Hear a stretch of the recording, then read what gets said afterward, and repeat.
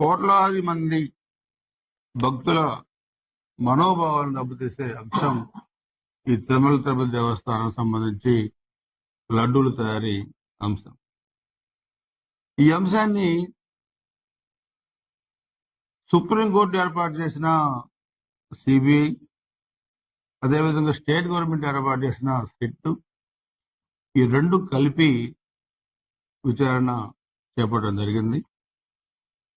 దీంట్లో 20 కోట్ల లడ్డూలు ఆ పీరియడ్ లో తయారు చేస్తే ఇవన్నీ కూడా కల్తీ జరిగిందని చెప్పి కూడా ఈ సిట్ కూడా తేల్చడం జరిగింది. అదేవిధంగా 60 లక్షల కేజీల నెయ్యి లేకుండా నెయ్యి కొనుగోలు చేశారని చెప్పి, దీంట్లో వాడారని చెప్పి దీంట్లో చెప్పడం జరిగింది.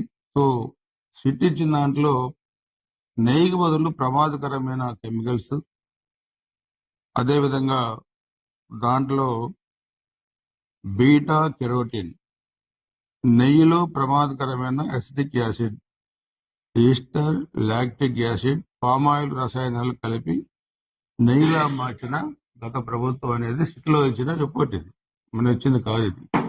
ఇది సుప్రీంకోర్టు ఆధీనంలో ఉన్న సిట్. ఇది వీళ్ళంటారు, దాన్ని బుకాయిస్తారు, మేము చేయలేదు, అది మేము చేయలేదంటాను కదండి. మేము ఇచ్చిన రిపోర్ట్ అది. Telugu Desam party, Janasena party, Bharatiya Janata party report కాదు కదా ఇది సుప్రీంకోర్టు ఆధీనంలో వేసిన సిట్. దాంట్లో సిబిఐ కూడా ఉంది, మనం కాదు. కేంద్ర ప్రభుత్వం ఆధీనంలో పనిచేసే సంస్థ ఉంది, అది స్టేట్ గవర్నమెంట్ కూడా ఉంది. 260 కోట్లు, 270 కోట్లు, 300 కోట్లతో భక్తుల మనోభావాలతోని ఆడుకోవటం ఎందుకు అనేది ఈరోజు సామాన్య భక్తుడు కూడా ఈ టీటీడీ వ్యవహారంలో ప్రశ్నిస్తున్న విధానాన్ని మనం ఈరోజు అందరం కూడా ఆలోచించాల్సిన అవసరం ఉంది. అంటే డబ్బు ఇస్తే దేవుడు లేడు, ప్రజలు లేరు, ఎవరు మాకు అతిథులు కాదు అన్న విధంగా ఇది మహా అపచారం. పరకామణి కేసులో దొంగతనం జరిగితే జగన్మోహన్ రెడ్డి అంటాడు, అదే ఉందిలే చిన్న దొంగతనం, దాని గురించి. దేవుడి సన్నిధిలో అది చిన్న దొంగతనమా పెద్ద దొంగతనమా, ఏ దొంగతనమైనా దొంగతనమే. అది భక్తుల మనోభావాలకు సంబంధించిన అంశం.